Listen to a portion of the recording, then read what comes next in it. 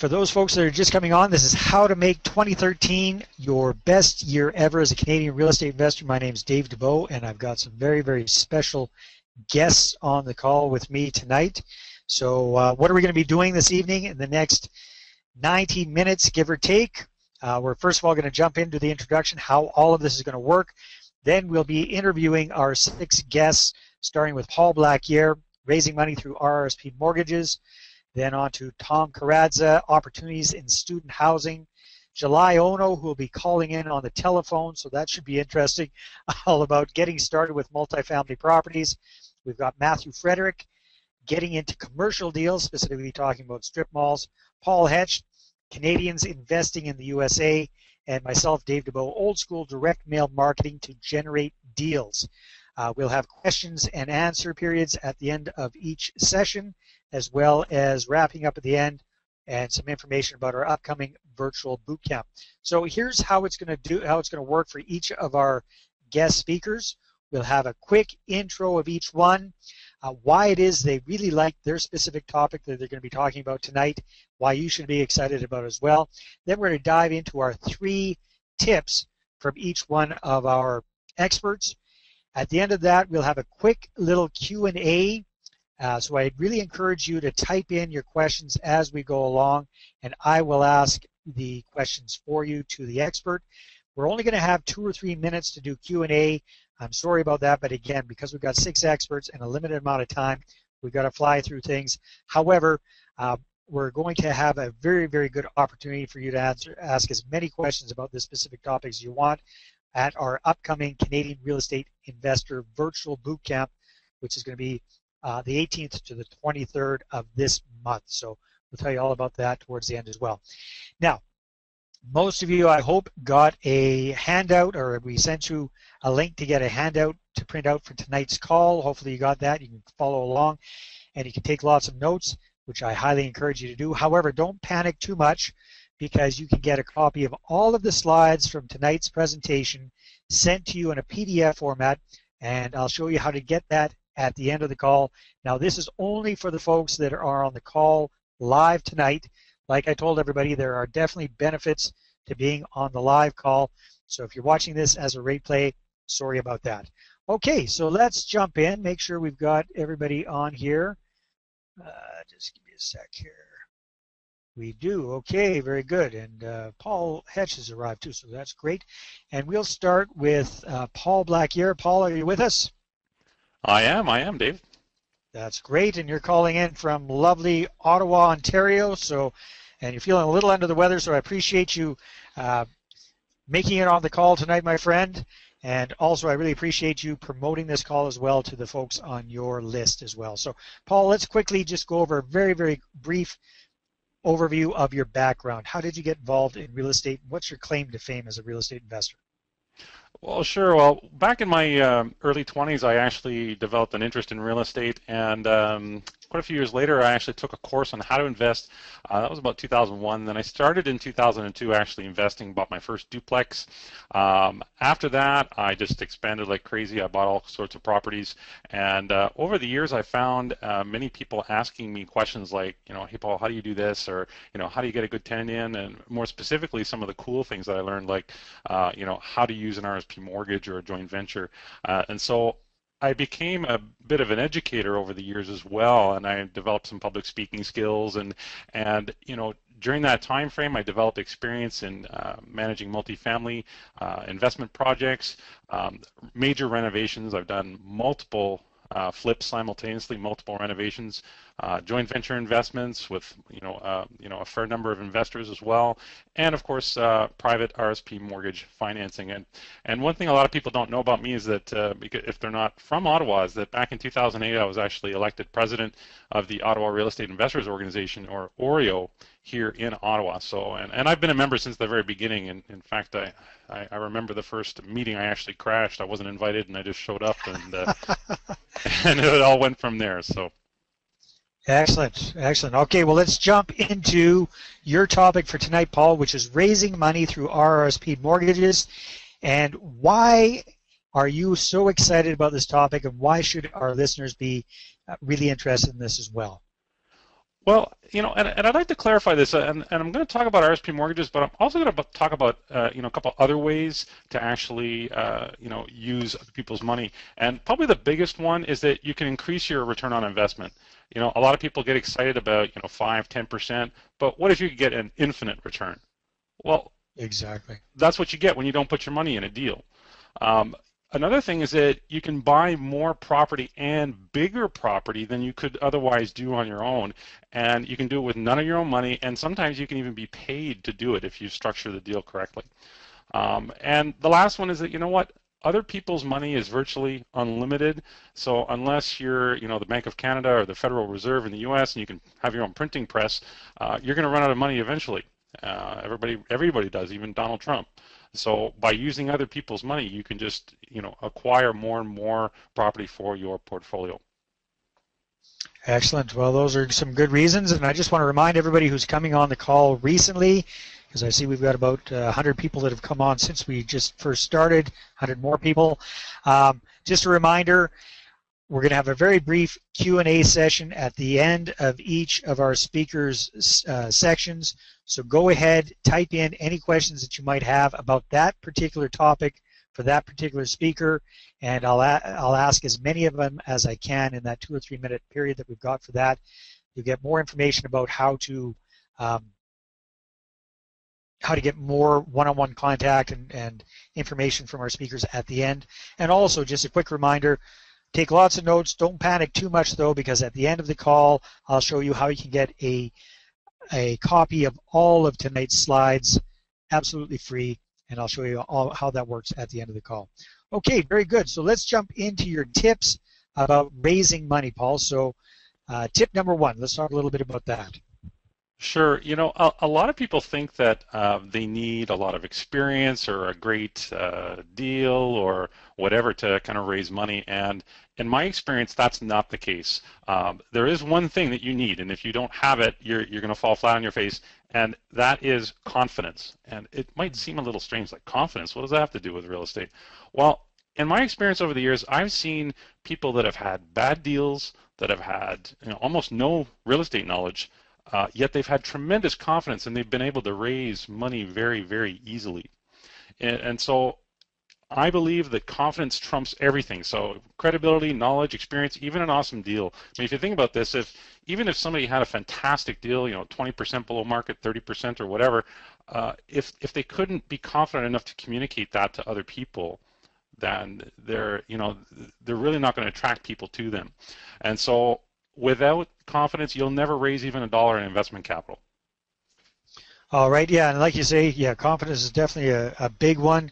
You say you've seen people without very much experience or credibility or whatnot able to raise a lot of money. There's good and there's bad to that, but definitely it shows us that we don't have to be an absolute expert with tons and tons of deals behind us if we've got the confidence to talk to people about investing with us.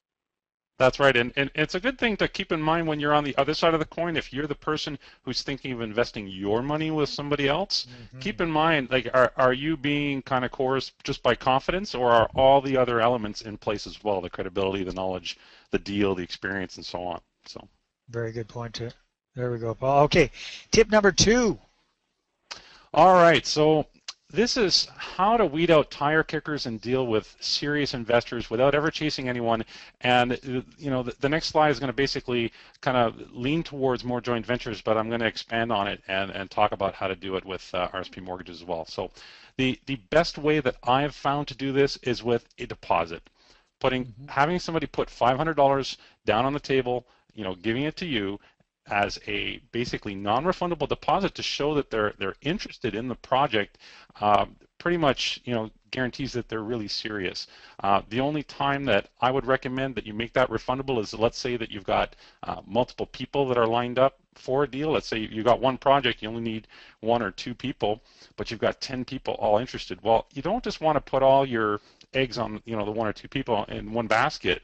You basically want to kind of have some backups there. So you could take multiple $500 deposits and you could let them know, you know what, if I choose you, great, we'll put that towards the deal. If not, then I'll refund that to you. But other than that, if you decide to back out for any reason, then it's non-refundable. Another thing is, and this is for joint ventures, by the way, the first one. So, Okay. and the second one as well. So, ask people to get pre-qualified with a lender. So now this isn't always possible, depending on the timing of your deal and where you are and where you're talking with people.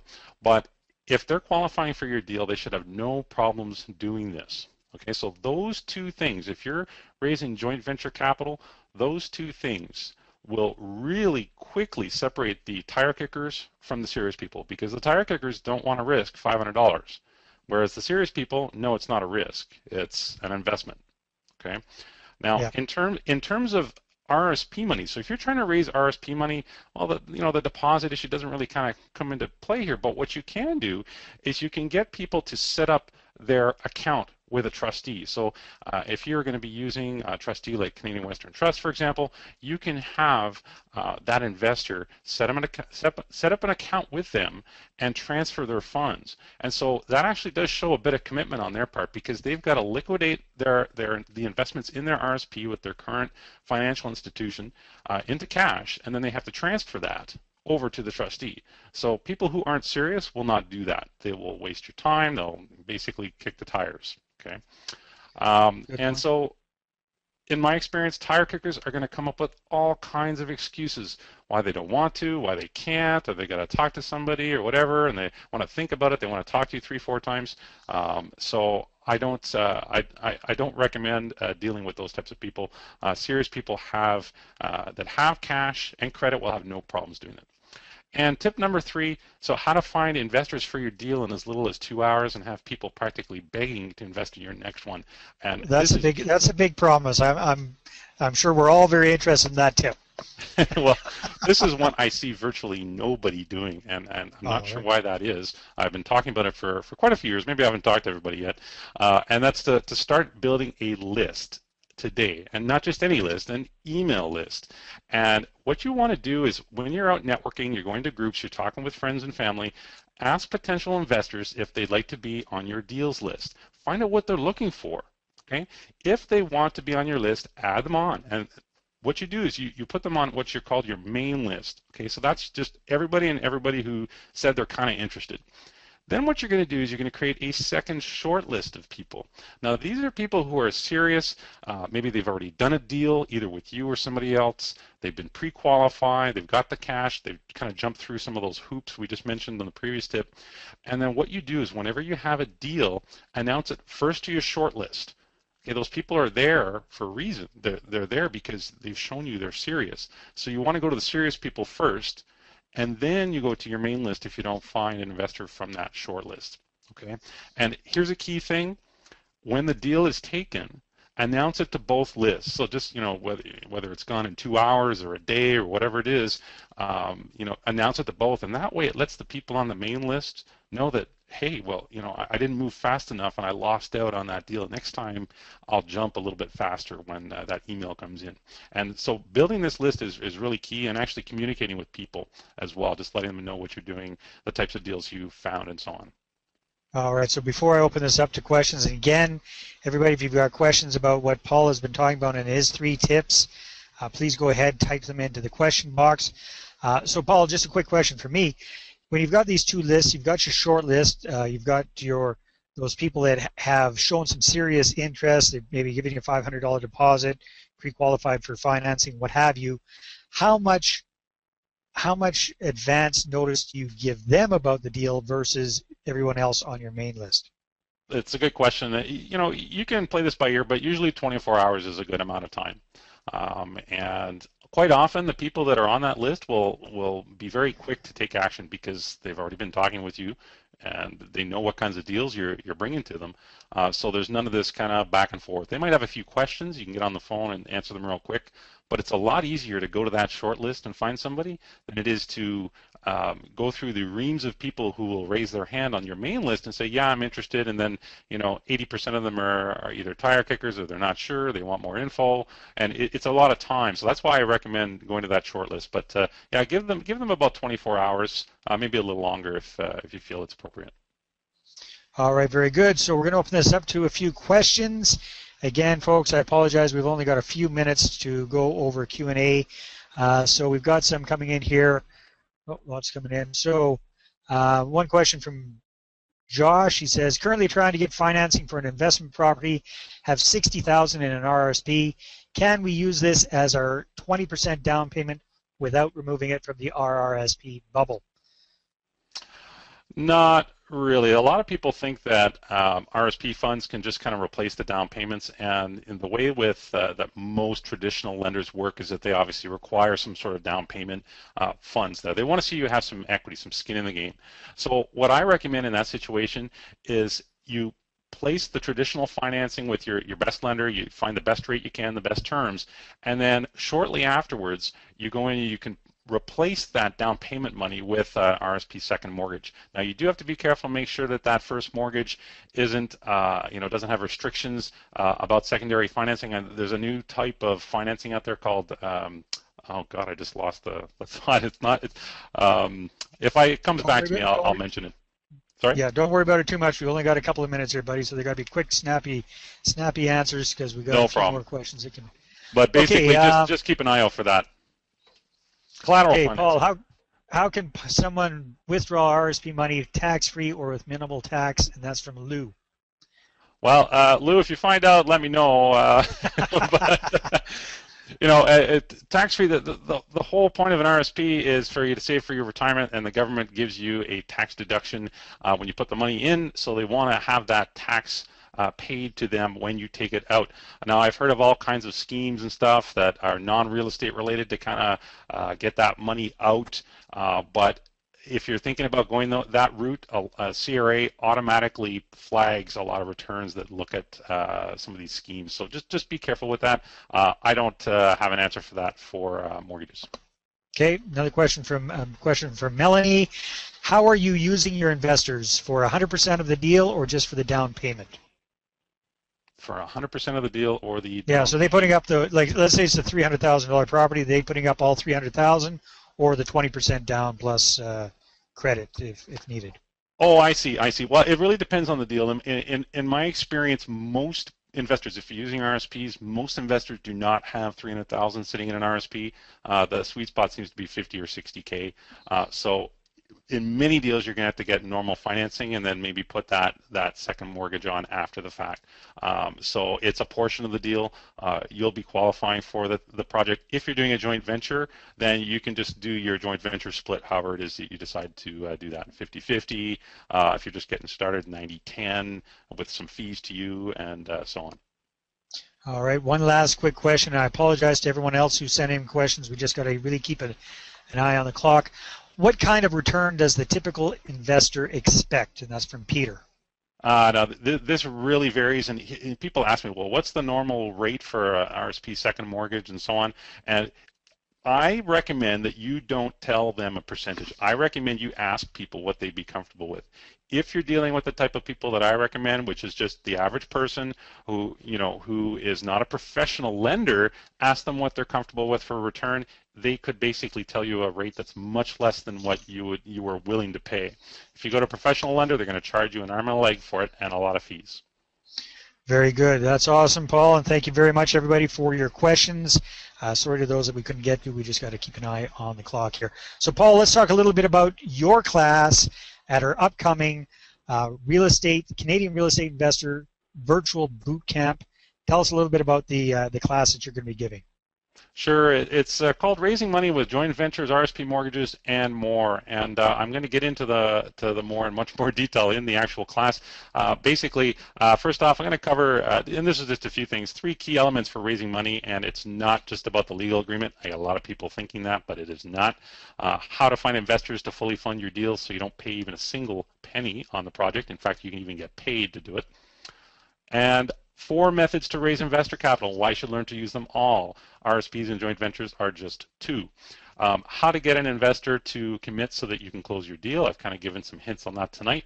And 4 ways to hold legal title to a property and which ones to avoid, and a whole lot more. So I'm basically going to talk a lot about raising money, how to get your deals fully funded.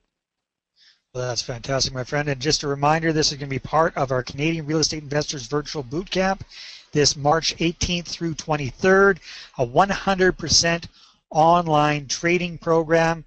You can find out about this at virtualbootcamp.ca. We'll talk all about our 100% satisfaction risk-free guarantee. And just give you an idea, basically we've got 10, 15 minutes with each of our experts on the call tonight. That's not enough time to jump into each topic super in depth. That's exactly what they're going to be doing at the virtual boot camp. So for example, Paul Black here is going to be talking on his topic for at least 90 minutes, plus a complete full open Q&A part at the end of each call as well, so everybody's definitely going to get their questions answered. So check that out, virtualbootcamp.ca. And Paul, you've also included a very special bonus that you've generously offered for people that take advantage of this. It's a special report. Can you tell us a quick little bit about that? Sure. It's called Marketing Strategies for Real Estate Investors, and I go into detail exactly how I got started creating a list, creating a website for myself, and building that over the years, and exactly how to announce your deals, what tools to use to set up your site, and a whole lot more. So I went into a lot of detail on this, and I've included it only for certain buyers that come in with the program, and I think you're going to get into that. All right, fantastic. Paul, thank you very much. Really appreciate it, my friend. I'm going to mute you. If you're able to stay on for the rest of the call, great. If you're not feeling up to it because you're a little under the weather today, I understand. But thank you very much. I think it's been great. Really appreciate it. Thanks, Dave. All right, let's open up the call to Tom Karadza. Let's see, making sure I unmute you. Tom, can you hear me? I can. Can you hear me? I can hear you just fine, my friend. Thank you very much. So let's jump in and get started. Tell us a little bit about yourself and your real estate background, please. Well, I think we got into this a little bit backwards. I was working for about 10 years in the software industry, and I took some of the money I was making there to buy property. I was frustrated with the whole 9-to-5 job that I was in, and started buying more and more properties with my brother. And then we realized that we were getting more questions, just as Paul mentioned, from different people who were asking us if we could help them with their properties as we began to accumulate more property ourselves. And we went out and got our real estate licenses, and then we started our own real estate brokerage. And Dave, I got to tell you, the last thing I ever thought we would do as real estate investors would be to start our own real estate brokerage. But that's what we went and did. And since then, we've gone on to grow the team of people who work with us, and we've helped a whole bunch of investors, primarily in the Greater Toronto area, to acquire about $290 million in property since about 2007. So we've been really busy. And now we work with about 500 different real estate investors. We've completed over 700 different individual investment properties, everything from single-family homes to multi-unit buildings. So lots of different stuff in a pretty short amount of time. And today I'm here to talk about student housing. Awesome. Awesome. That's great. So what are some of the reasons that you and your brother Nick are so excited about student housing, and some of your investor clients are as well, and why should the people that are listening on the call tonight be excited about this kind of under the radar strategy? I think it has a special place in our hearts because that's what we started with.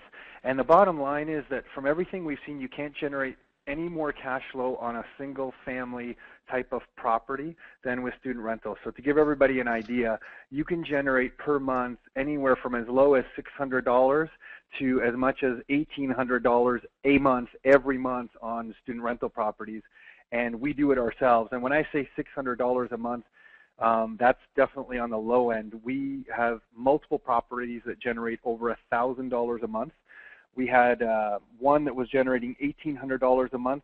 We refinanced it, pulled out equity from the property, and it was still generating over $1,000 a month after doing that. And after helping a lot of people with their own student rental properties, a lot of other people, some of our clients, I know that you can easily generate up to over $1,000 a month on these things. So that's what really gets us excited. When you compare them to kind of a single-family home rental property, you won't be able to beat anything, or you won't be able to match these cash flow numbers that you can get on student rental properties. Well, that's awesome, Tom. So let's jump into your tips about student rentals. Okay, yeah. So tip number one is most people, when they're looking for a rental property, they want a nice home in a nice area, And that does apply to student rentals, but one of the things that doesn't, and there's many of these things that don't apply, but one of the things that doesn't apply is with student rental properties, you want to be on the busy street. You want to be on the access points into the university or into the college, because it offers you a lot of visibility to your property and a lot of marketing opportunities for your property. So unlike maybe a regular family rental property that you might want to own in your real estate portfolio for years, and you want a nice quiet street or the little court or the nice little subdivision, on student rental properties, it's never a bad thing to be in a high traffic area. And most people we meet don't get that, so they try to buy houses on quieter streets that are a little bit further away from the university or college, and it really hurts them because they have a much harder time finding tenants. So when you buy the property incorrectly, it can really throw off your cash flow numbers. If you follow a few simple rules like this, you really have a high demand for your property, and it maximizes your cash flow. Very, very cool. Yeah, so it's students don't seem to mind traffic noise and that sort of thing as much as standard families is yeah, exactly. No, they don't. We have bus stops right in front of our houses, and you or I would probably go nuts sleeping there, Dave. But no, we fill those rooms all the time. Beautiful. Let's jump to tip number 2, Tom. Okay, so with student rental properties, there's a few simple things that you can do to collect money up front that increases your cash flow. And one of the biggest things that kind of we learned over the years is that students look for properties at very specific times of the year. And different universities and colleges have these specific times. And if you're able to figure out, and there's really easy ways to do this, but if you're able to figure out when groups of students are looking for rental housing for the upcoming school year, you can have multiple people show up at your property, and you can collect money up front months in advance. So for example, multiple times we fill our student rentals in January at this one particular university, and we collect first and last month's rent. Now here's the thing, first month's rent is for May. So we're in January of that calendar year collecting first month's rent for May and last month's rent for the next April. So we never have a vacancy, and we're getting our cash flow. We're getting on some of these properties at several $1,000s right up front early, well before people move in. And so it's just understanding the seasonal factors of universities and colleges can give you a huge competitive advantage against the other student rentals in the area, and you can collect lots of your money up front even before they're moving in. It's really great. And it's quite often mom and dad that are paying for this as well, so that's why you're able to get those. We have the fewest bounce checks on student rentals. It's because, mom and dad are footing the bill. You got it.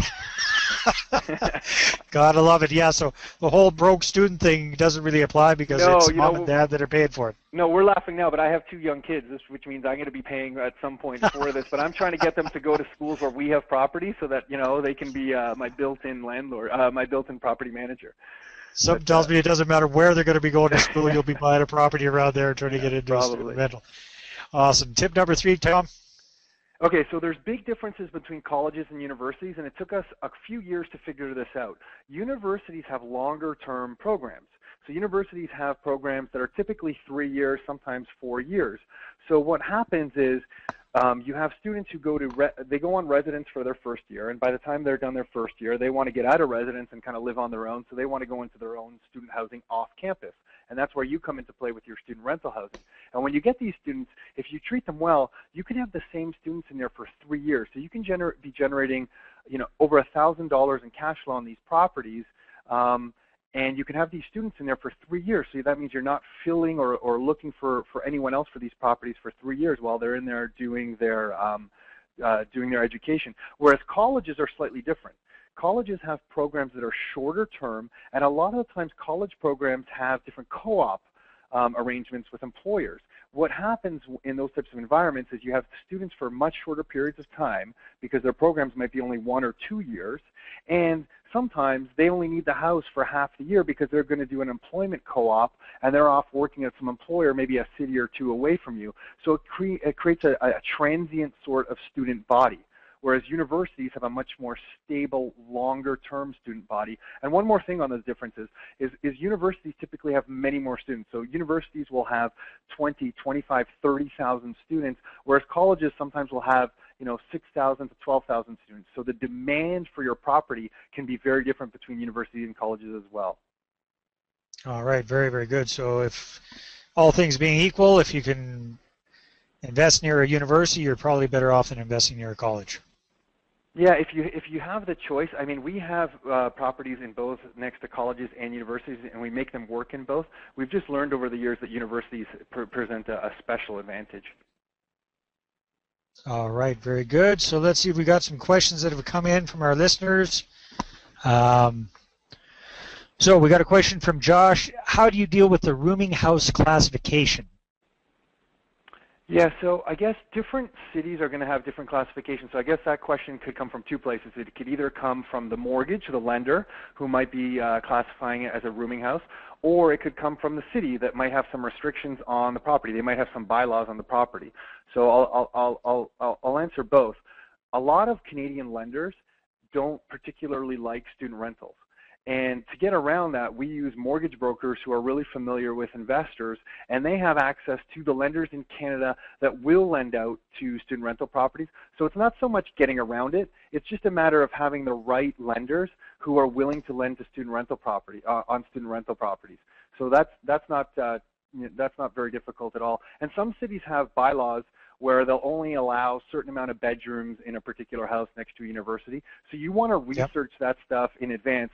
And we go into a lot of cities where we know this stuff so that we're never capped, because if you're capped to 3 or 4 bedrooms, that can really restrict your cash flow. So you always want to research that in advance, and that's there's a lot of detail around those points, and we kind of go into that. I know we don't have too much time to cover that right now, Dave, but that's kind of stuff that's really important. And that will cover it. And the last thing on that, the only other thing that everyone should know is that the insurance companies are going to want to know that what you're doing as well. So a lot of insurance companies may not give insurance on student rental properties, but now that we've been doing this in Canada for a lot of years, we know the ones that do. So it's all about kind of who you know, and it's not really a big roadblock on a rooming house or a boarding house classification. All right, and Tom, I'm going to kind of combine a couple of questions here, 2 really quick questions here. So Steve and Harold are talking about, can you make these cash flow positive in downtown Toronto, and I'll add in downtown Vancouver. So what are good cities to do this in, because these big cities are so expensive? Can you make them work in the big cities? Yeah, it's possible to make them work in the big cities, and we've worked with clients to do it. You just need you need the right properties, and what I mean by that is you need the property with the right number of bedrooms. I mean, that's the bottom line. So in downtown Vancouver and downtown Toronto, from our experience, I have a bit more experience in downtown Toronto, but in the higher priced places downtown, you just need that right property. So it must have the right amount of bedrooms. That is the biggest mistake everybody makes with student rental properties. They kind of neglect to analyze the numbers thoroughly before they jump into it, and they cap their cash flow on it. So it's possible to work in both those things.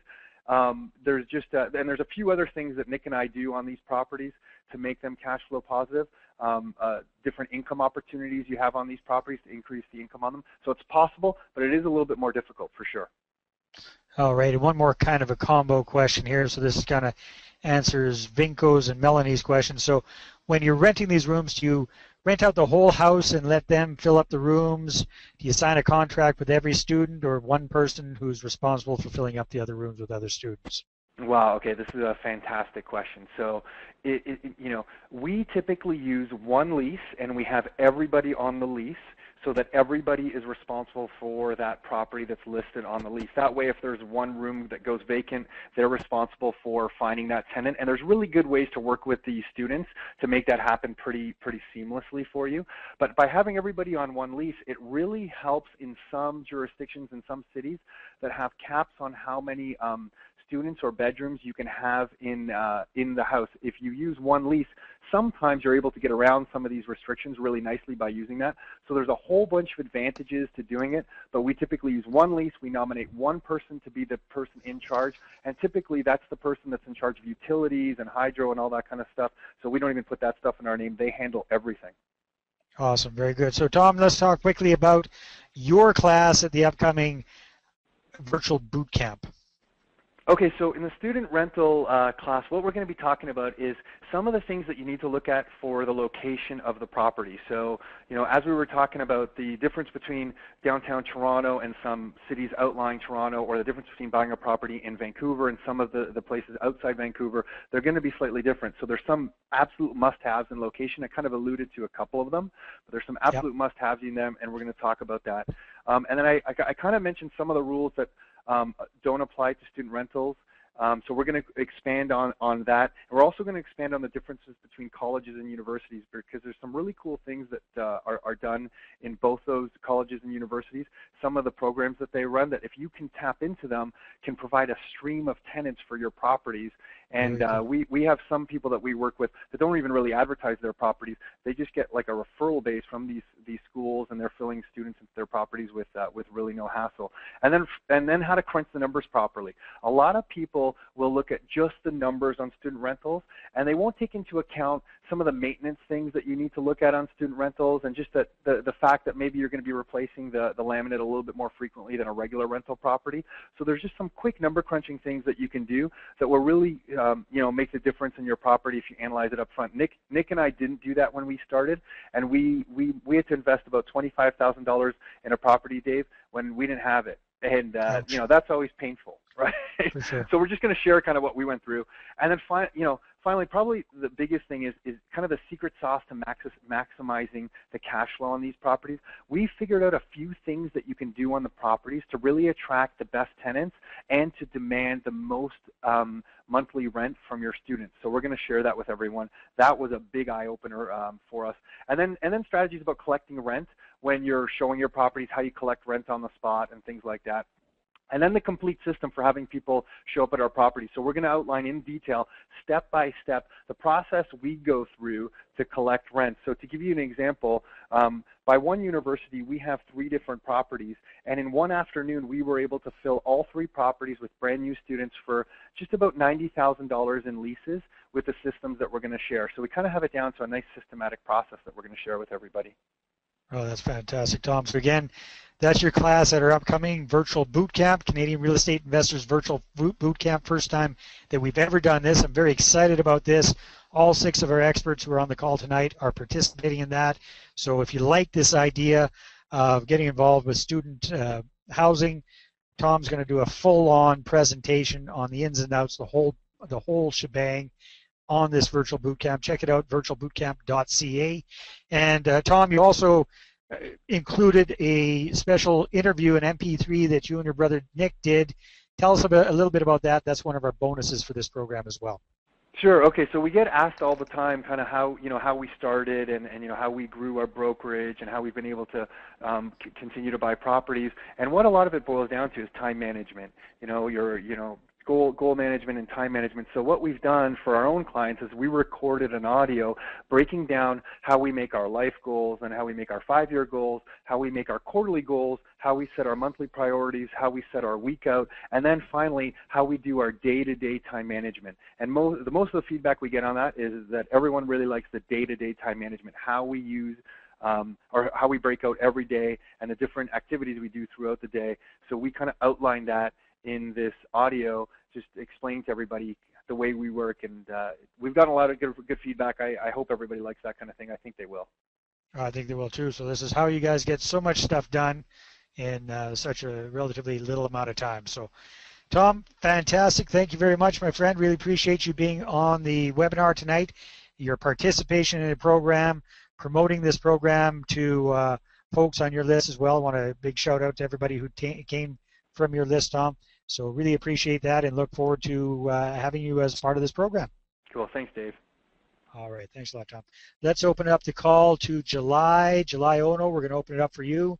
Calling in on the phone. Hopefully we can get her unmuted. And audio pin has been sent. I hope so. Of course, this is live, you guys, so that's what happens. So Wagner, you're going to have to help July with that. She needs to enter her PIN. I'm not sure how to do that. So in the meantime, we'll get started with July's intro, I'll quickly go through this because I know July Ono quite well. In fact, we first met, I believe it was back in 2004 at a T. Harv Eker event. July was just getting started with her real estate investing career. Basically, the story is she started, I believe, $40,000 in debt and unemployed, and very, very quickly, within a couple of years, became a bona fide real estate millionaire. Today, 10 years later, her and her partner, Steve, they've got 526 doors across Canada, valued at over $40 million. July definitely knows her stuff when it comes to investing in multifamily properties, and that's what she's going to be talking to us about tonight, hopefully, if we can get her unmuted. And let's see this. Hi, July, can you hear us? I'm here. Sorry, I couldn't enter the PIN number for the audio. No problem, no problem. We got you on, so whatever you're using is working. I appreciate you being on the call. I already kind of did your quick little intro there, July. So let's jump in and talk about getting started in multifamily properties and why you're so excited about this strategy, why you've become so successful with it, and why you think other people should look at it seriously as well. First of all, multifamily is the safest and most secure asset class in Canada, North America. Banks love loaning on apartments, and they don't look at your NOI. They don't look at your debt coverage ratio. They look at the property's NOI. So if the property cash flows, they're not concerned about your net worth statement. They just look at, does the property cash flow? And there's no barrier to entry. You don't need special licenses or certifications to become a real estate investor. I'm not a licensed real estate investor, as most people think. I'm just a regular Canadian doing multifamily joint venture deals, syndicating apartments. It's pretty fun. Actually, I was told by a mentor, a mega millionaire, a mega, if I You're breaking up on us a little bit there, license, it would actually, and I really appreciate his advice. So if you got your real estate license as a realtor, it would negatively affect you. That's what he told you. No. Yes, he did. So I. Uh-oh. Sounds like you're Skyping in there and it's not working too well. Ay. Okay, so July, we're going to have to mute you here because that's not working too well. And what I'm going to do is I'm going to zip ahead. July, I apologize for that, but we got a tight time schedule. So I'm going to hope to heck that Wagner can figure out how to get you on the phone. Wagner, you need to get that PIN, whatever you need to do to get that, and get that to July so she can call in. And then we will skip ahead, we'll skip ahead to Paul Hetched. And Paul, let's see if we can unmute you, my friend. Paul, you there? Yeah, hey Dave, how's it going? It's going good, buddy. Thanks very much for being on the call, and we'll bounce back and get back to July in just a little bit. But Paul, tell us a little bit about yourself and your background as a real estate investor. Well, first thing, Dave, I just wanted to commend you on putting all these people together on this call. I think it's absolutely wonderful. You've got some brilliant people on the line here, and to offer that to your people and to all the investors out there is fantastic. So well, thanks, buddy. I appreciate you being part of this and promoting this to your folks as well. We've got a lot of your people on the line. Excellent. So my favorite thing, talking about myself, right? That's always fun. Well, we got to go through it kind of quickly, though, so it's got to be like the 30-second version.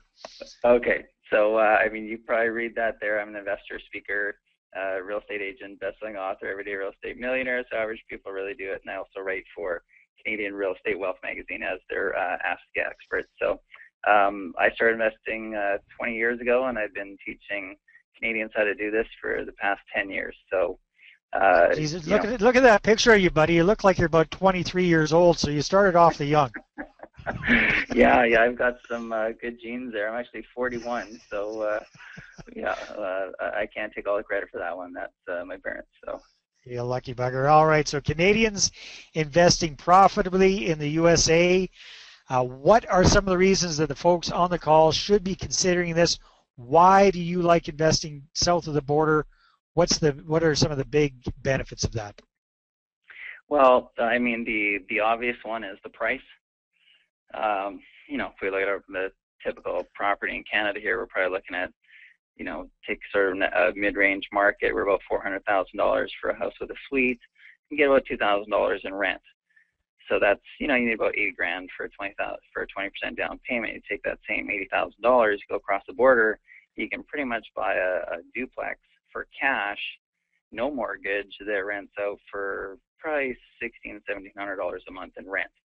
Wow. So just, from the perspective of the cost base, it makes sense, but you don't necessarily just want to be investing in price, based solely on price. You also want to look at the ratio of the rent versus the price. So if you're, in at $80,000, you're getting $1,700 a month versus buying at $400,000, getting $2,000 a month, pretty much speaks for itself, right?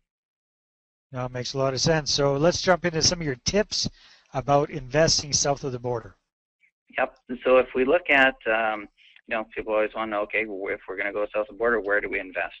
Well, traditionally, when we predict real estate markets, we looked at, employment, GDP, transportation, in-migration, demographics. We look at all those things. Well, if we look at the U.S. has really laid the groundwork of the foundation. It sort of left the tracks from the previous crash. So it showed where the market was heading up to the crash, right? So if we look at the boomers, they're really the biggest segment of our population. It's about a third of North America's population.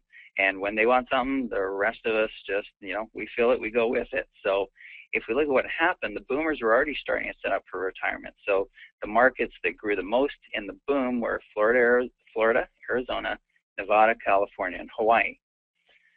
So the movement was already on into those markets. And then the builders obviously built to accommodate for the demand. The problem was that everyone was making so much money that they built too fast, which then created empty homes, which then, crashed the market in those areas because they had the most inventory. So there's really too much building in that area, even though the demand was and the movement was on, they just overbuilt for it.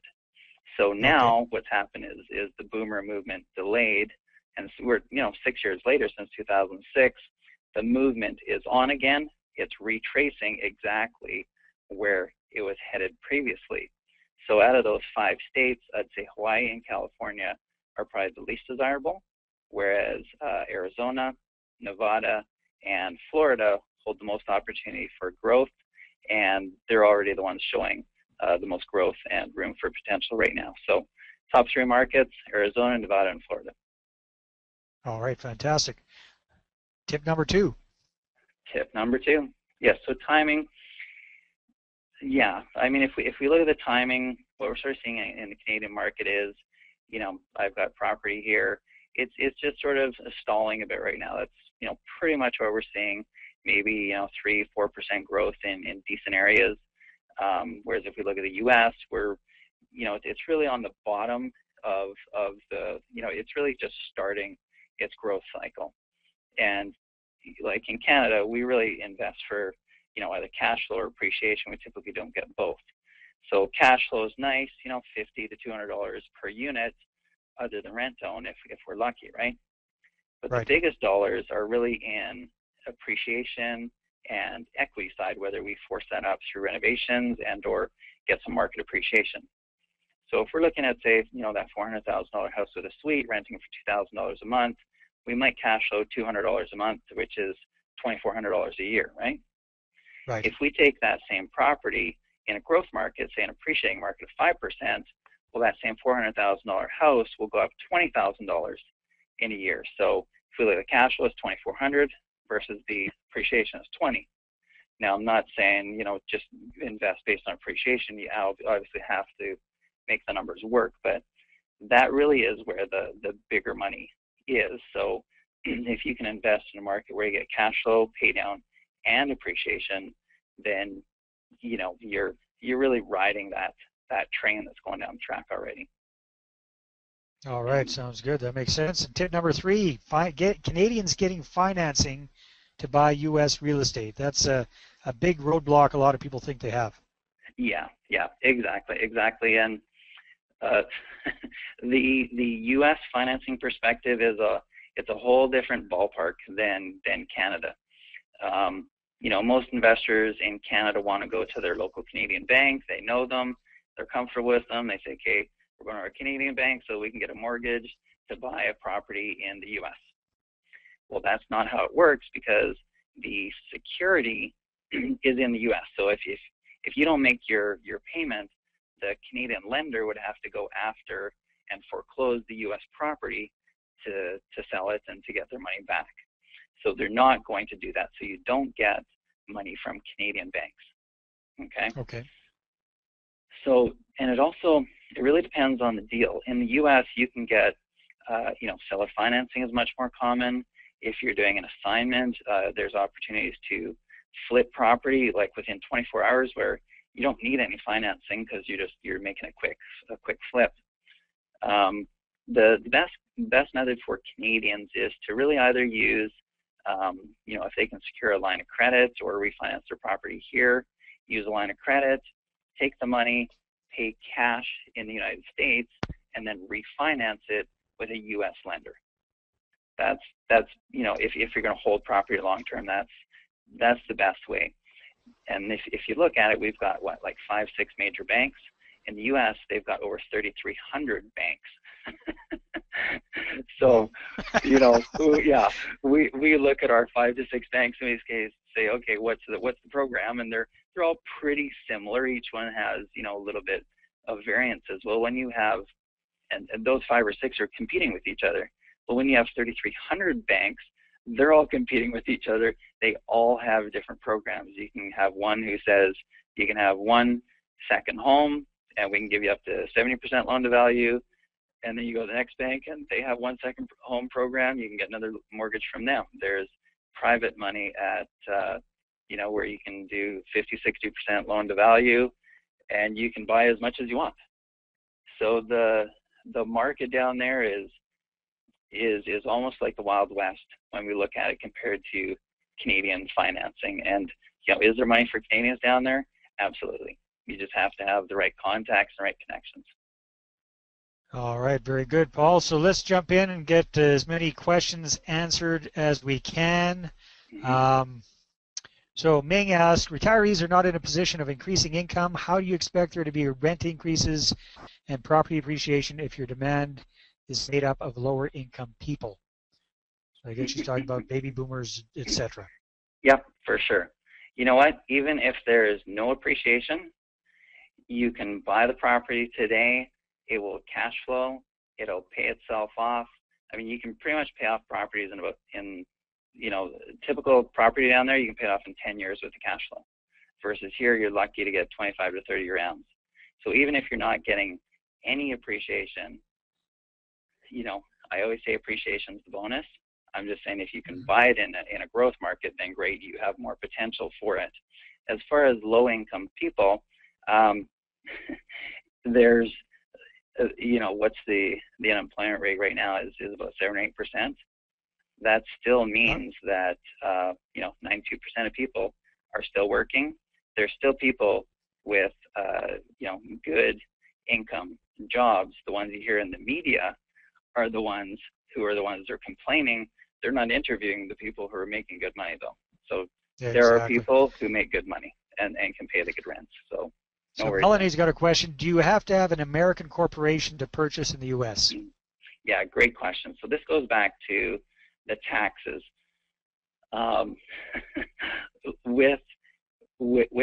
Just like the lenders down there, there's 3,300 banks.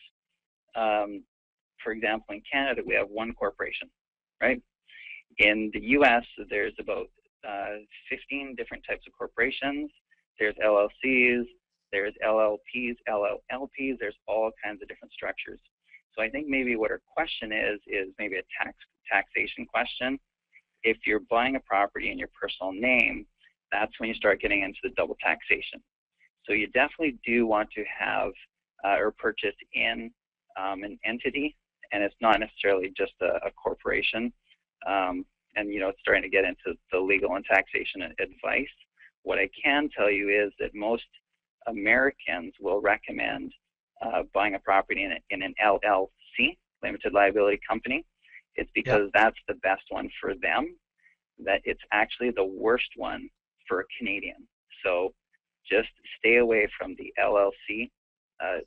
Do not use just that one, okay? But I can't really get into the other, legal so questions. There's a lot of detail, that's for sure. Yeah. So that's about a 2.5-hour call just on that. So. All right. So again, we got one last question from Daryl. Can we use RSPs to buy U.S. properties? Not directly, but if you're doing a non-arm's length mortgage, lending it basically to yourself, pulling it out on your own property, then you can take that money and use it for whatever you want.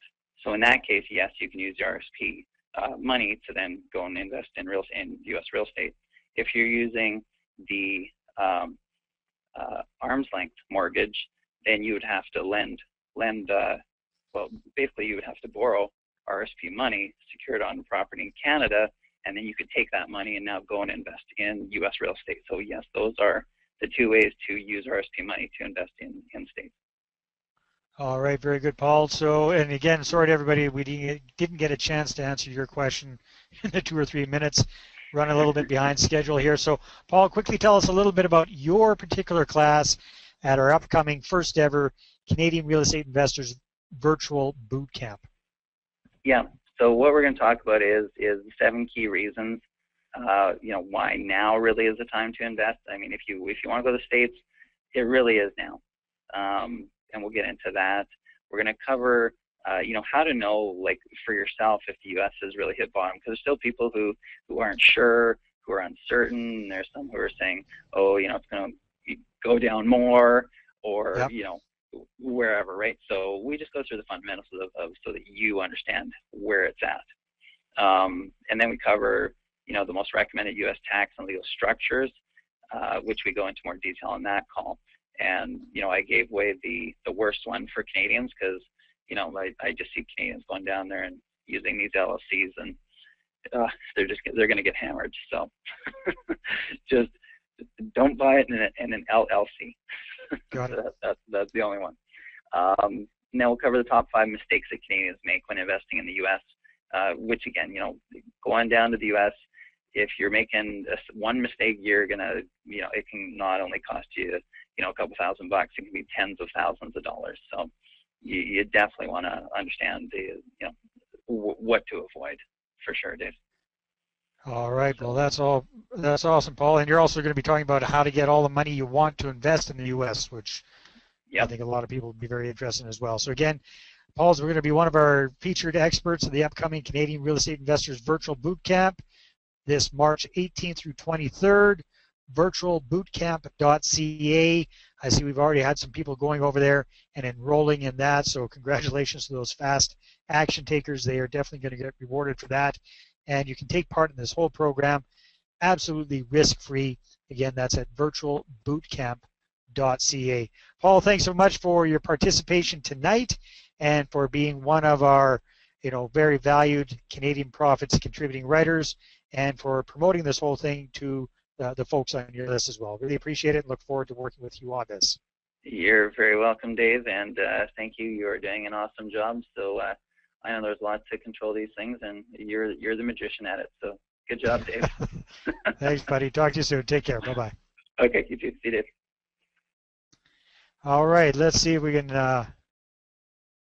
unmute July again. All right, I'm trying to unmute you there, July, but you got to enter your PIN, which supposedly we just sent you. So we'll open that up, and we'll give that about 30 seconds, see if that works, and otherwise we'll jump ahead and we'll go with Sean Matthew Frederick, which it looks like we're going to have to do. Okay, we're trying, you guys. We'll get July on as quickly as we can. Let's unmute Sean. Yeah, I'm hoping Sean is unmutable as well. Gotta love technology. If everybody's not on the same board here, we're in for trouble. So, Sean, I tried unmuting you there, buddy. If you can go back to whatever you're using back at the beginning of the call when we tested and it was working, that would be better. So go back to your using the headphone and the microphone, if you would, please, buddy. And again, just a reminder to everybody that we're going through the interviews, and if you could write down your questions as we're going along, that would be great, and I will ask them to our experts as we go. All right, so let's see. Can you hear me, Sean? Matthew?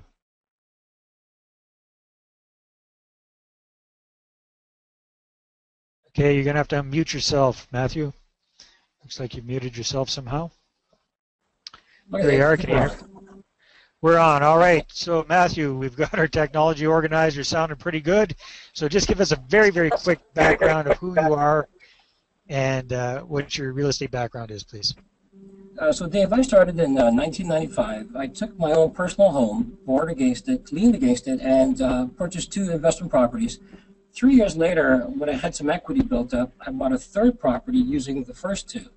But then I hit the wall. I didn't have any cash. I didn't have any equity. So I decided to go to the newspapers and not call people who had properties for sale, but people who had properties for rent. And after doing that for a few months, I ran into an investor who had properties in Brantford, Ontario, which is about 30 minutes out of Hamilton, where I started. He had 10 properties, and he was tired of his portfolio, and he agreed to sell them to me at 90% vendor financing, obviously first position.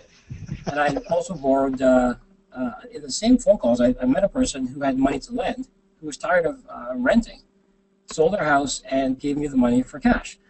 So I had 10 properties plus my 3, and about 5 years later, as I built some equity up, I sold half of those properties and did a series of buy, fix, sells. I bought houses that were 1972 forward, cosmetic upgrades, $30,000 in, $50,000 profit, and from there I did a few lease options and then moved to commercial. So today I have an LP that raises money through RSPs to buy buildings in Ontario. And also I build subdivisions in Alberta. I do cash properties in the US and also beautiful Belize. So that's a quick 30 seconds on what I've been doing. Awesome. So today we're going to be talking about getting into commercial deals, most specifically how to make money with strip malls. So why are you so excited about this? Oops, I'm hearing myself in your background there. Matthew, tell us about it. Well, Dave, I love the fact that a lot of people today are looking to move up to commercial real estate. A lot of investors over the last number of years have had a series of non-purpose-built triplexes and fourplexes that have 9 to 15 tenants, and they need a break. And a lot of them who are looking to move up to commercial, they find owning a $5,000 square foot mini strip plaza on about 1.2 acres a way to bring back some sanity. Because if you think about it, it's more affordable than a 40,000 square foot 4-story building if someone's moving towards commercial. Easier also than a 29-unit residential building. And with 4 or 5 tenants at 1,000 square foot per unit, that's fewer tenants. They're business tenants or entrepreneur types. Leases are stronger than residential. Although I do have residential multi-unit and I love it. Historically, these mini strip plazas have been historically they've been good performers. And of course, easier management. And what's more important is you have less competition than the big. You have less competition from the big, larger brands because they're a little bit further away from the neighborhood, and you're very close. You're very into the neighborhood. And again, the big dogs like the REITs, they don't look at small things. So again, it's more of a legacy, cash flow appreciation that in about 5 to 10 years will pay for someone's kids' university or college, and then maybe their marriage 5 years later, and then maybe a trip around the world. Very nice. All right, let's jump into your first tip there, Matthew. Yeah, well, basically, when it comes to when it comes to these mini plazas, if it's a new subdivision or even a renewed area of interest, these areas generally have holes in them. Holes meaning that the big malls are being replaced by big box stores. When a mall shuts down, those small stores, the personal touch is gone. The big box stores, I love them, but it's really a mass-produced cookie-cutter sort of thing that it's convenient but not personal. So these little plazas bring a little bit of personal back to the table, and as long as you have a theme, for instance, like an upscale plaza, a facade that represents a neighborhood, almost like a premium vodka being sold at a hotel, at a bar, or even a theme of purpose-driven. So it's a wellness theme. So you have a small plaza with 5 stores. One's natural healing, one's maybe colon or body cleansing. Another one is natural herbal store, even an eye doctor. That's a theme. It might be medical, where you have a walk-in clinic, pharmacy, private one, doctor's office, ultrasound, or even maybe a beauty theme where you have a hair salon, women's fitness center. And I'm not sure what they're called, but they're places where you get your feet, hands, and skin, treated nicely. Or Yeah, manicure, pedicure type place. there you go. Or basically the convenience store that everybody knows about, the convenience type with your variety store, your pizza, dry cleaning. But I like the first 3, wellness, medical, and beauty. They seem to do very, very well. Excellent. Well, that's a good tip there, Matthew. So let's talk about your second tip about retail plazas being very site-specific. It's very true, because people do not go out of their way to go to a mini plaza.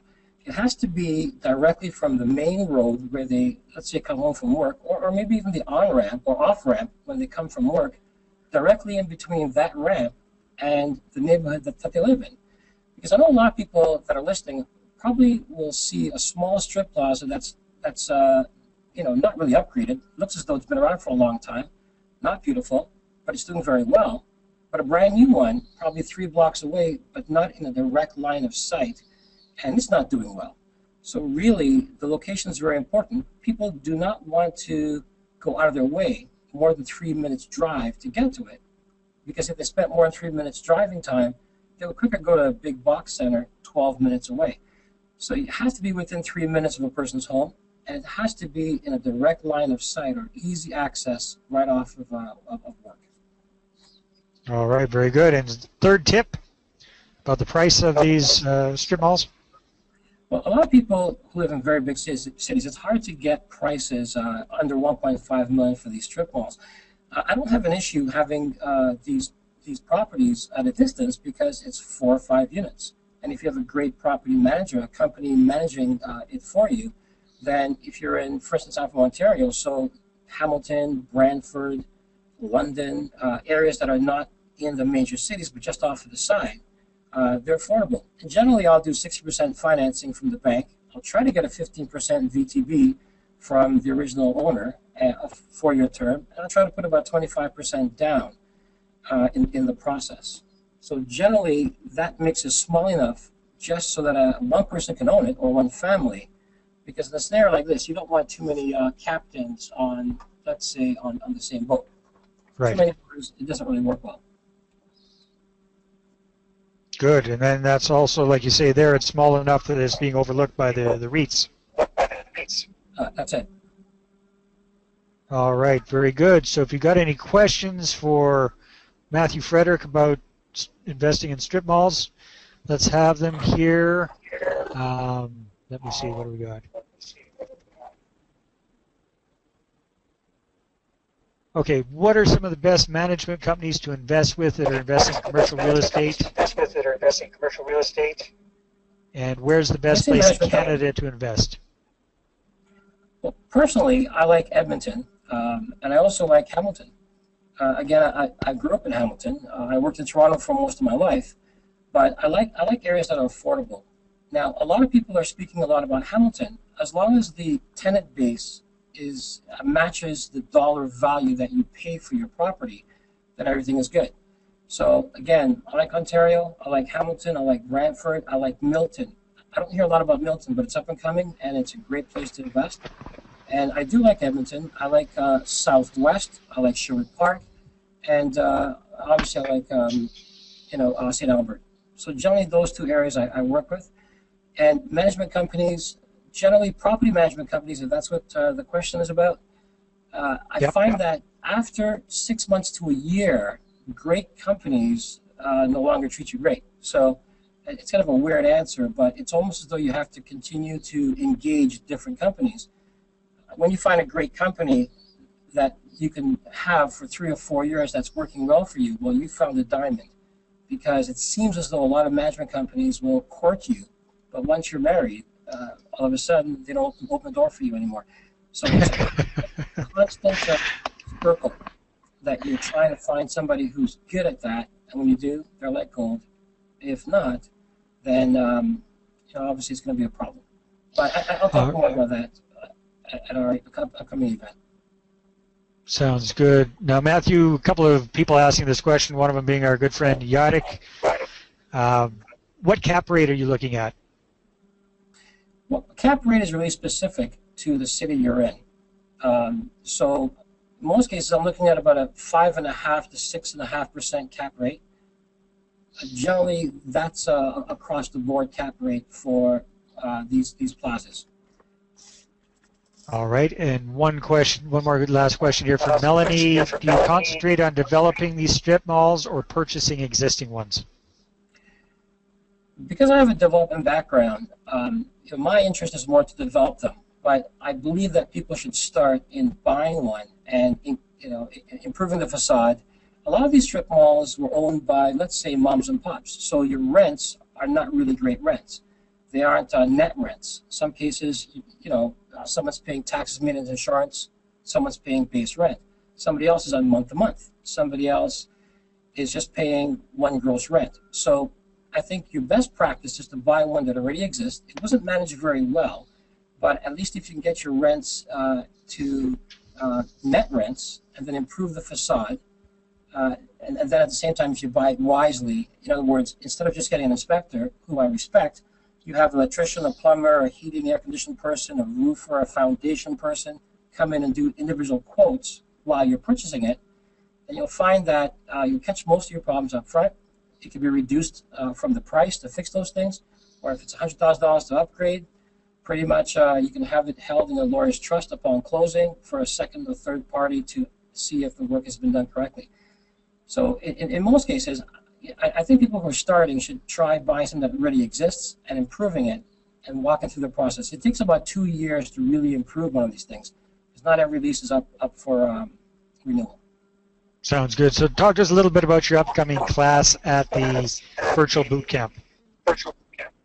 Well, the Small Retail Plaza course or camp, first of all, it's going to be a great chat. It's going to be fun, and it's going to be right to the point. So I'll talk about the transition to commercial, because right now it's really the best time to buy commercial. Interest rates are low, and the rents are high. See, the thing is, everybody wants to go to commercial. Everybody wants to be big, but I'll talk about not just being big, but handling big, which I think is very, very important. Then we'll talk about paper issues. A lot of people look at the real estate itself, the physical building, which is the rock. But there's a game called paper, scissors, rock, and paper always beats rock. So I think I'll spend a lot of time on the paper aspect of it, so leases, zoning, physical repairs, legislative things. Then we talk about higher acquisition costs than residential, your legal fees, environmental, and appraisals. I'll show you how to save money on those things, and also how to mitigate risk through, let's say, visibility, price, and location. Then, really important, I'll talk about joint venture partners. In a room of 1,000 people, there's one investor. Everybody goes for the one investor. So, because it's easier. But I'll show you a method to talk to the 999 people who are non-investors to get them to invest in your plaza, so that at least you have a joint venture partner and an exit strategy so that they leave in about 3 or 5 years. And of course, picking winning locations, improving your net operating income, which is reducing your electrical, heating, and things like that. And, in the end, also avoiding your, hurdles and thorns that we catch in our paws every now and then. So if that sounds interesting, then I'd love to have you guys on deck for that. I think you'll really enjoy it. Oh, for sure. It's going to be a lot of fun. So again, Matthew Frederick's going to be one of our featured experts at the upcoming virtual boot camp, March 18th through 23rd, virtualbootcamp.ca. Thank you very much for being part of this, Matthew. Really appreciate it. Look forward to working with you on the actual course. Thank you, Dave. I always enjoy speaking to you. All right. Take care, my friend. Bye-bye. All right. Let's see if we can... There you are. July, how are you doing? Are we on? We are on. I can hear you and you can hear me, so that's a thing of wonder. I just want to remind everybody, because we've had at least another 75 people come on since we started. Last time I announced this. Stick on to the end of the call, and I'll show you how to get a complete set of tonight's slides sent to you. absolutely free of charge, and we'll show you how to get that at the end of the call. So, July, let's jump right into your tips about getting involved in multifamily deals. So, tip number one, you've got find the deals fast. How do you find apartments to buy, July? I created a network where other people bring the deals to me. Also, I don't wait for the deals to go online. I go and find them. So that's a key thing is go out there in your neighborhood, and I look around, and I tell either myself or my realtor, Bird Dog, it's like look for the best building in town, and then I make an unsolicited offer to buy. But the best ones by far are everyone, they just bring me the deals now. But that's what Paul Blackbeard was talking about earlier, is you have to start your list now and start networking now to create that. Very, very good point. So you've got a quick 20-second cash flow formula for multifamilies. That sounds pretty good. Well, when you're looking at lots of apartments, it can take a long time to analyze the deal. Here's a really quick. It's a rule of thumb. It's not set in stone. So what I do is when I look at a property, let's say a 30-unit, $3.9 million building, where's my slides? Dave, you were changing the slides on me. Sorry, July. We just got the tip slides up there. Oh, okay, I got it. Okay. So what you do is you take the list price of the property and divide it by the number of units. Because a big $1 million figure is too large. I like to do it per unit. So I'm going to show this on the other webinar. Sorry, I'm working on two different slides here. And what you do is you break everything down per unit, and then you do a 1% rule. So let's say $3.9 million divided by 42, whatever the unit size is, and then you take 1% of that. That 1% figure is the monthly rent. If the actual rents don't match it, it doesn't cash flow. Okay. It's that simple. So if the actual rents are lower, then you've potentially got a good deal on your hand. That's right, and they're asking for too much. And this is the case right now. Everyone's asking for too much. And so that's where and I know there's deferred maintenance if a property is over 30 years old. So there's always room for negotiation. Yeah, most definitely. And let's talk a little bit about funding your deals, July. So we're talking about really big deals, lots of money, lots down. What are some suggestions about getting funding? So what people don't realize, what most investors don't realize in multifamily is I am always underfunded. I'm always undercapitalized. I don't have the money when a deal comes along. That's fine because I get the money after. I get the money during the process. But first, you have to juggle the purchase offer, the subject removal, and while you're doing the due diligence, I'm also raising capital at the same time. And I'm making a determination, does this property, does it merit going forward? And I have time because my purchase template, it gives me the time, right? So I have my time frame, usually, let's say 3 months, to do all my due diligence before my non-refundables come into play. And so all this is going on at the same time. I'm raising money at the same time that I'm actually determining whether the deal is a go. And I think for most people, this is a little stressful, but it's actually quite fun. Well, that's because you've been playing the game for a long time. But also, July, you are one of the best people I know of who definitely digs your well before you're thirsty. So you've got the word out there. You've got your list of potential investors. You've got your short list of investors like Paul Black here was talking about. So when you've got a deal, nowadays you've actually got a lineup of people waiting to invest with you. I do. But you see, that takes time. You got to build it first, and you do it by educating and adding value to people. Exactly, and you do a fantastic job of doing that as well. And July, let's just do a quick review because we got cut off a little bit earlier when we tried this. What is the big picture of why people should be excited about investing in multifamilies? This is your retirement plan. You can't rely on the government. You can't rely on RSPs or equity markets because they're so volatile. Real estate is tangible. People can see it, and I can prove to you, which is really exciting because I've done my 10-year track record.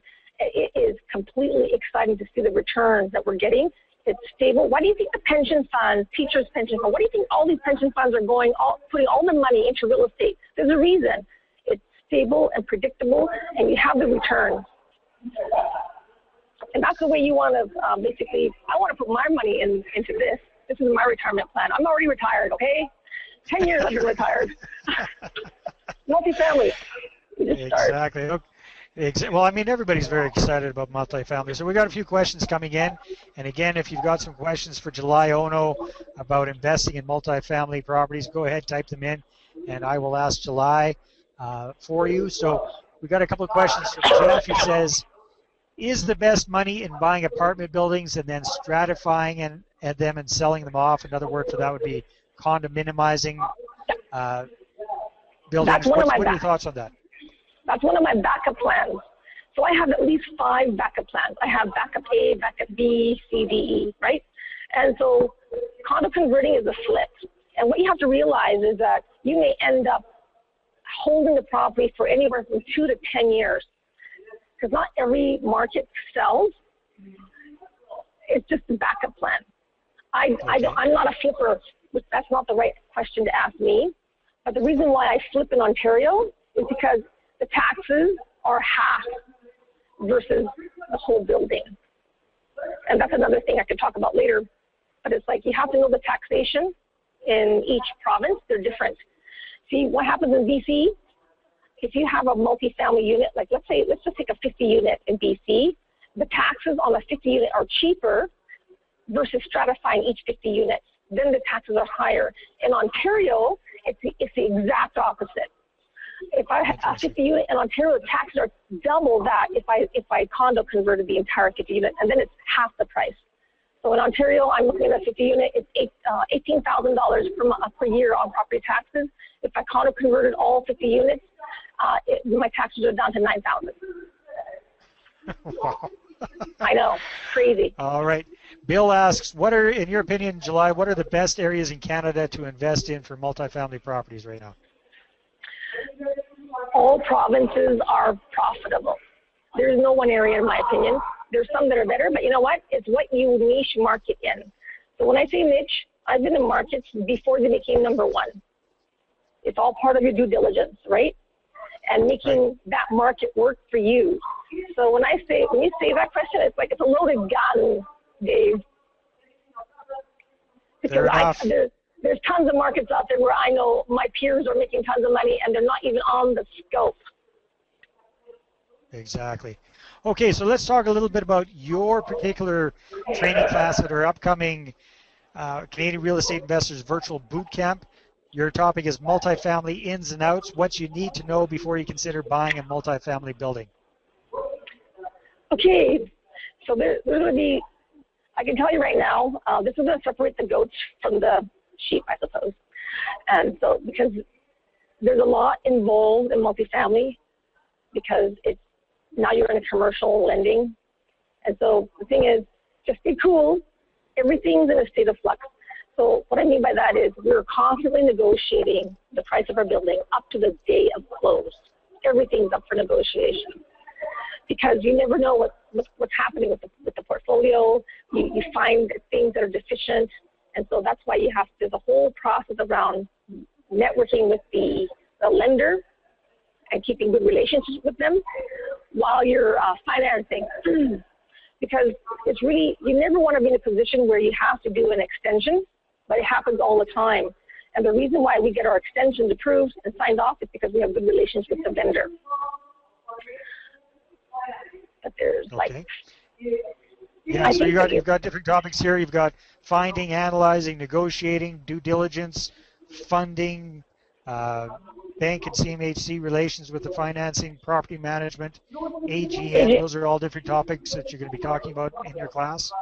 Yeah, sorry, Dave, but right now my PowerPoint slides are already over 153 slides long. I don't know how I'm going to fit it all in 90 minutes. There's just so much information, right? There is, and July, I want to definitely thank you very much for being one of our guest experts on this program. It's going to be a blast. Also, I want to thank you very much because you very, very generously included a very special program as a bonus for everyone who gets involved with the virtual boot camp. Can you tell us a little bit about that? I have something called the Power of Real Estate Home Study Program and a 12-module audio companion. And that I used to sell that for $3,000 retail, and I'm giving that digital download away to everyone who signs up. That is an amazing offer. I appreciate that. And just give us a very big overview of what you go over in that program. It's everything I know about real estate investing. You get my templates. You can see exactly what my offer to purchase templates are. You get to see what CMHC, all the requirements are. You get to see my closing cost estimator, my template for that, so you don't ever have to run into cash call. You have more than enough money to make sure your deal is funded properly. Because most people, the thing is they underfund, right? And then they have to go to their investors afterwards for a cash call. So never want to have that happening. Definitely not. All my templates are there. That's fantastic, July. Well, thank you very much. I appreciate you calling in. I apologize for all the technical glitches that we had, but thanks to our good man Wagner, we got it figured out, and thank you very much for being part of the program. Thank you, David. I really appreciate it. Take care. All right, take care, July. Bye-bye. All right, everybody. So we're chugging along here, just about on schedule. We're doing good, just bouncing back and forth a little bit. So we're going to wrap up with my spiel on attracting deals instead of chasing after them. And just a reminder, if you're taking notes, that's great. You can get all of tonight's slides. I'll tell you exactly how to get that at the end of the call. So myself, Dave Dubeau, who the heck am I? Well, I've been investing in real estate seriously since I moved back to Canada in 2003 after living overseas for, almost 15 years. Took a late night TV, how to get rich in real estate course, drank the Kool-Aid, jumped in both feet, did 18 flips in 18 months, and that was all from attracting motivated sellers to me. So definitely very, very excited about that, very focused on the marketing part of real estate. I've co-authored 2 books, Creative Real Estate Investing for Canadians with my good friend Ken Beaton, as well as Rent-Own Profits for Canadians, which I wrote with my big brother Dan Dubeau, a full-time rent-own investor from Halifax. So been involved with the real estate for quite a while, and my topic for tonight is old school direct mail marketing to generate leads. So the question is, why should people try to find their own real estate deals instead of just relying on the realtors or looking through the MLS? Well, that's a very good question, and the reason that you want to get your own deals, just like July talked about with what was her best way of finding apartment building deals, is the best negotiation you can get for either price or terms, vendor take-back financing, that sort of thing, is when you can deal directly with the seller of a property, knee to knee and face to face. When you get real estate agents involved, sometimes they can be more of a hindrance than a help, because typically you're working with your own agent who is talking with the seller's agent, so it's almost like a case of that broken telephone thing going. You're hoping that your agent is communicating appropriately to the seller's agent. You're hoping that the seller's agent is passing that on correctly to the seller. Doesn't always work that way. So anytime you can create your own deal, chances are you're going to do a much better deal and get better value as well. So my number 1 tip, you are always better off to be the one attracting people to you instead of chasing somebody about their deal. So I'd rather be answering the phone with motivated sellers versus calling up people to talk about their properties. So that's attraction versus selling. So you got to think about it kind of like this way. Imagine that you've got someone coming to your door to door, selling vacuum cleaners. Now that seemed to be a lot more common 10, 15, 20 years ago than it is today, but I think we all have that idea. So you got a door-to-door salesman knocking on your door, trying to sell you a vacuum cleaner. How is that person positioned? You automatically know they're a salesperson. They have to resort to all sorts of sales techniques and strategies and tactics to try and sell you something you don't particularly want. Well, compare that to you getting a toothache. Now, I know that's 2 separate things, vacuum cleaner versus a toothache, but it's the idea.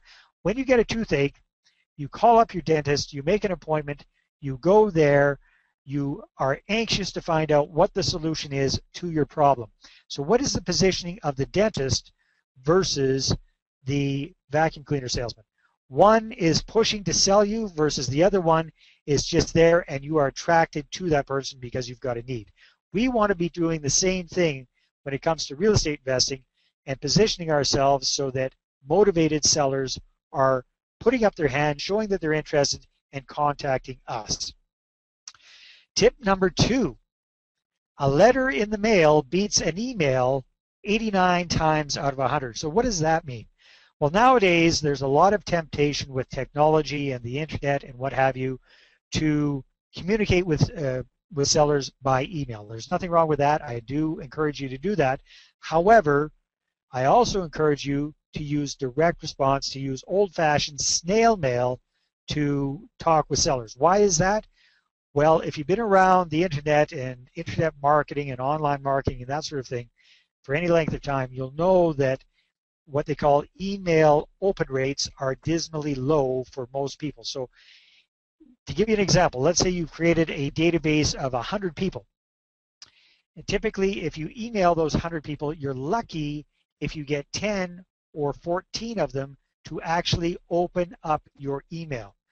That means that between 85 and 90% of the folks that you send that email to are not going to even look at it. So that either means that they just don't open it, it gets lost in spam filters, doesn't even get delivered to them, all sorts of different reasons. Versus sending something out in the mail, something physical in an envelope. If you do it right, the person that you send that to 90% of the time is going to open up your mail. There's very, very low breakage on direct mail versus email marketing. So I encourage you to do both. There's a big temptation to only do email because it's free. However, your results are going to increase exponentially if you do actual snail mail as well. And I'll show you how that works in just a second. Tip number 3, this goes against common sense and popular belief that everything should look glitzy and very professional, and you want to really worry about your image and how you come across when you're sending a letter. And this trick I learned from my early mentor, Ron LeGrand, who stumbled across it from one of his students. So his student was an active real estate investor and going around looking for properties, and he was driving by and he saw a few properties he was really interested in, looked like they were uninhabited, nobody was living in them, and he didn't want to wait and send a letter, so he quickly grabbed a legal pad and a Sharpie pen and wrote down a quick note, and it was something like, "My name is Bill, my wife is Jill, I'd like to buy your house, give me a call." And he put down his telephone number, and he put these little cheesy little notes in 7 or 8 or 9 different properties that day that he was looking at, and lo and behold, he got a whole bunch of calls, a lot more calls than he got when he did his normal mail-outs. So I took that idea and I created this really ugly looking note that I send out to for sale by owner home sellers for my rent-to-own program here in Kamloops. I'm looking for FSBOs for potential sandwich leases. So I'll send this out as part of my direct mail sequence to these folks. And the first time we did this, we created a database of approximately 200 for sale by owner property sellers in Kamloops and the area. I sent everybody a series of letters, including this one as the first one out. This one by far worked better than the other ones. And I got an unbelievable over 25% response on this mailing. So direct response mailing, typically if you get 2 or 3%, you're dancing in the street. I got actually over 25%. That means out of those 200 letters that I sent out, over 50 FSBO sellers called me up interested in finding out more about my program from sending out this letter. So that is the power of direct mail. So again, if you got any questions, happy to answer them. Let's see what we've got here. If you got any questions when it comes to direct response mail there, got a couple questions here from Kevin. Are the virtual bootcamp webinars run in real time? If so, what are the hours? If not, what period of time are they accessible following those days? Okay, good question, Kevin. Virtual boot camps, yes, they are run in real time. We'll talk about that in a minute. And if you can't make one of the live camps, no problem. One of the live classes, we'll have the replay up within 24 hours, and you've got 24/7 access to that. Okay. Not sure what that other question was.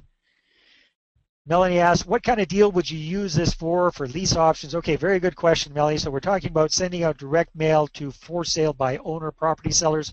This works for any kind of single family home that you want to get involved in. So what we're looking for is for a way to do deals directly with the sellers. So you could be using this for any number of strategies. You could be using this for sandwich leases like I do. So I'm trying to find motivated sellers who I can lease their property off them with an option to purchase and then do a sandwich lease with a tenant buyer. You can also use this for buy and hold. So you can be looking for properties that you want to buy as long-term rentals. Perhaps they've got a suite potential with them, what have you. You could be looking for this for doing flips if you want. So you're looking for properties that need some TLC. Maybe you need to get some owner financing, some vendor financing on your properties. Anything like that you can use this for. Now this doesn't just apply to single family homes. You can take this same strategy and apply it to commercial properties. In fact, a good friend of mine here in Kamloops is focusing on commercial properties. He went out, created a very small database of 17 properties, small apartment buildings that he was looking at. He found out the contact information of the owners, sent them a letter. 13 of those letters got delivered. 4 of them were wrong addresses. But long story short, of those 13 that actually got delivered, he got 4 people phoning him back. And these are properties that aren't listed as being for sale. He got 4 of these properties owners calling him back to set up appointments to talk about buying their properties. And last time I talked to him last week, he was in negotiations, making an offer, getting an offer accepted on one of those deals. That is amazing, and that was for an apartment building. So this doesn't just work for single-family homes. This also works for commercial properties if you work it properly. Okay, so that has, how did I do 18 flips in 18 months? Okay, good question, Bill. I did this kind of marketing to attract motivated sellers to me. They reached out to me either over the phone or by email or through my website, put their hand up. I would then get in contact with them, go out and negotiate a good deal on their property. And I was pretty dumb at that time, Bill. I didn't even know how to use other people's money. So those were all no money down, creative, wonky type deals. Other questions here. Okay. Sandwich leases, please refresh the term. Okay, that gets into rent-own, which we're not talking about right now. So we'll jump in and talk a little bit about the class that I'm going to be having on the upcoming virtual bootcamp. So again, this is going to be old school marketing to generate the best unadvertised real estate deals. You can use this for single family homes or for commercial properties anywhere in the country. I'm going to show you the exact steps to create your own FSBO lead generator. I'm going to share with you the 3 letters that I use that get as much as a 25% response, and I'm going to show you how to automate and delegate this entire process. So again, that's all at virtualbootcamp.ca, and let's see if we can actually go there and take a look at that site. There we go. It's working for us. Okay, so I've gone to virtualbootcamp.ca, and this is what you're going to see when you go to the page. You can check that out. You can watch a quick little fun little video at the top there as well. And we're going to meet all of our experts that we've talked with tonight. So again, Tom Karadza talking about creating extreme cash flow with student rentals.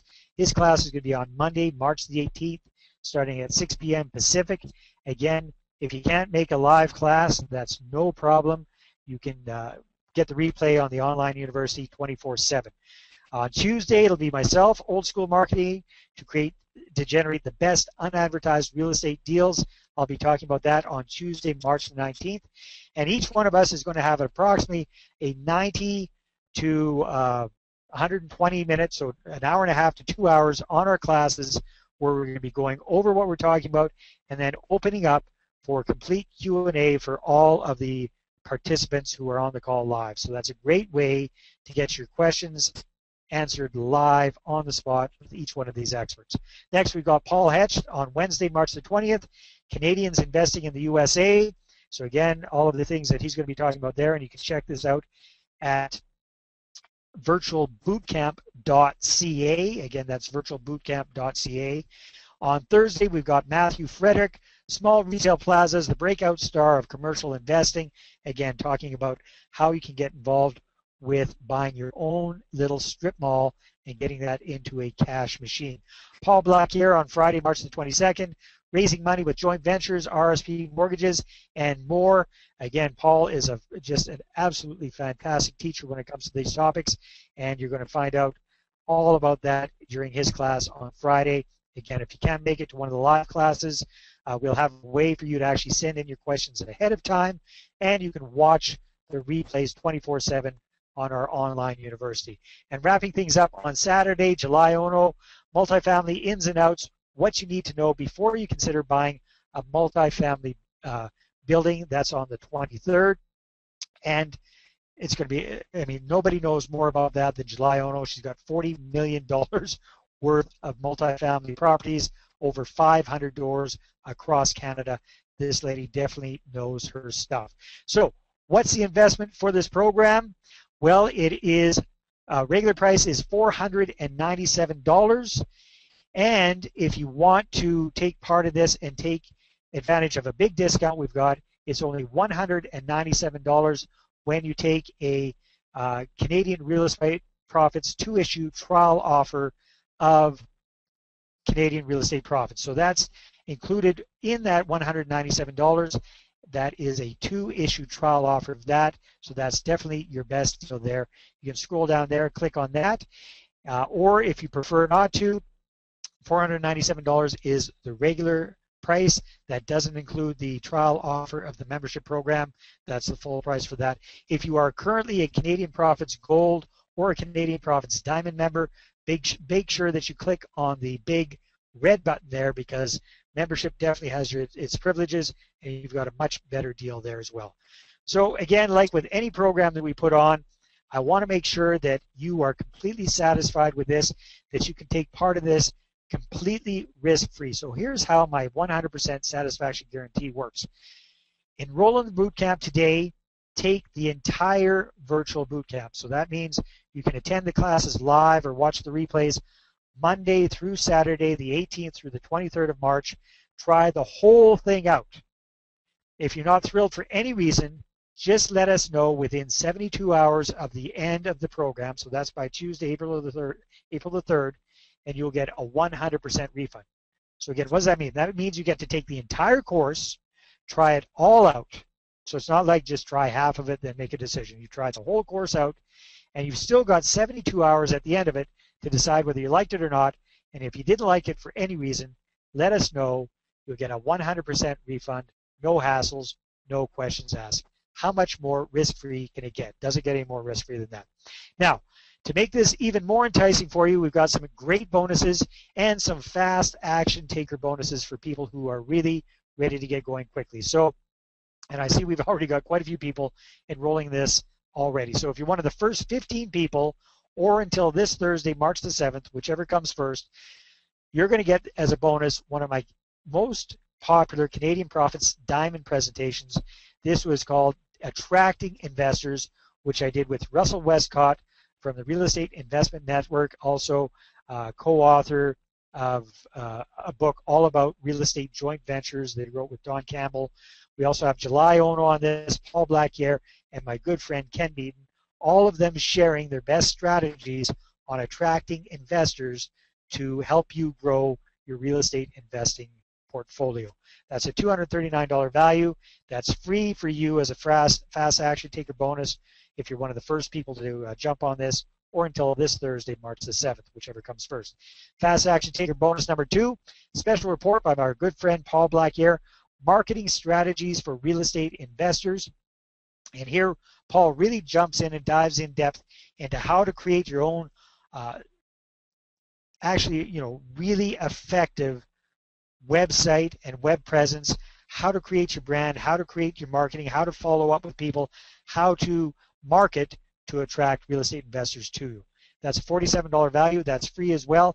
But again, that goes away if you procrastinate. This is only available for folks who enroll up and before Wednesday, March the 13th. So take advantage of that. Another fast action taker bonus from Tom and Nick Carazza. Their audio MP3 time management and productivity strategies for real estate investors.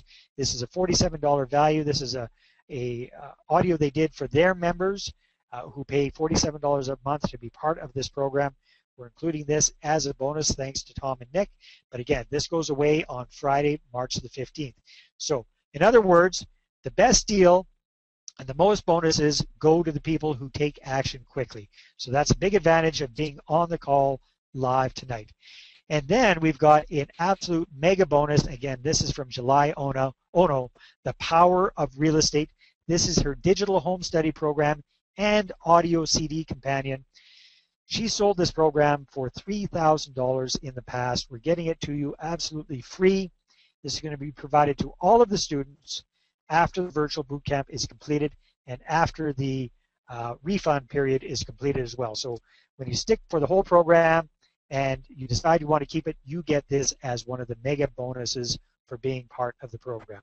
So again, the best deal is $197 plus tax when you take a 2-issue test drive of Canadian Real Estate Profits. Just click on that button. If you prefer not to, if you rather pay the regular price, $497, go ahead, click there. And our Canadian Profits Gold and Diamond members, click on the big red button right down there as well. So that's what the program's all about. It's going to be starting on Monday, March the 18th, and I highly recommend that you take advantage of that sooner rather than later. So let me jump back here and we'll blast through there. There's all the bonuses. And okay, so here's how to get tonight's slides, which I promised to you. And this is how it works. When you take our quick survey at the end of the call, which should pop up automatically when you exit the webinar, share with us what your biggest aha was from the call and what you liked most about tonight's webinar. Then allow me to use your feedback, your name and city as a testimonial, and we're going to email you all of the slides within 24 hours. So here are the survey questions that are going to pop up. What was your biggest takeaway from tonight's presentation, and what did you like best about it? Which of tonight's topics interests you the most? Are there any other real estate topics you'd like to see covered on future calls, just so we can better serve you in the future? And then I ask, may we use your comments, your name and your city, and as a thanks, give you the slides from tonight's presentation. That's a yes or no. And if it's a yes, if you give us your name and the city and your province that you live in, that's great. And within 24 hours, you will be getting your slides. And that's it for tonight. I want to thank you very, very much for being part of all of this. It's been a lot of fun. This is our first time that we've done such a big group. We had a few little technical glitches, but overall, I think it worked very, very well. Highly encourage you to go over to virtualbootcamp.ca, enroll in our first ever Canadian Real Estate Investors Virtual Bootcamp, March 18th through 23rd. This is a live online training bootcamp. Saves you the time, effort, and expense of traveling to attend one of those 2 or 3 three-day seminars. This you can enjoy from the comfort of your home, online over the computer. You get one-on-one access to our experts during the call. You can send your questions in ahead of time. If you're not able to make it on a live call, no problem. You'll get access to the replay, and you can watch that anytime, 24/7. And you're absolutely able to take this 100% risk-free. How does that work? Enroll today, get all of the bonuses, take the entire boot camp, the entire virtual boot camp, Monday through Saturday. If you don't like it for any reason, let us know and we'll refund you 100% of what you have invested for the program. I want to thank everybody for being part of tonight's presentation, especially all of our guest experts, July Ono, Paul Blackyer, Paul Hetch, Tom Carazza, and Matthew Frederick. Thank you, gentlemen and ladies, very, very much for being on the call. It was fantastic. And thank you, everyone who came on tonight's presentation live. So go ahead, check that out, virtualbootcamp.ca, and also take a moment to fill out the survey at the end there to get tonight's slides sent to you absolutely free. Thank you very much, everyone. God bless. Talk to you soon. Bye-bye.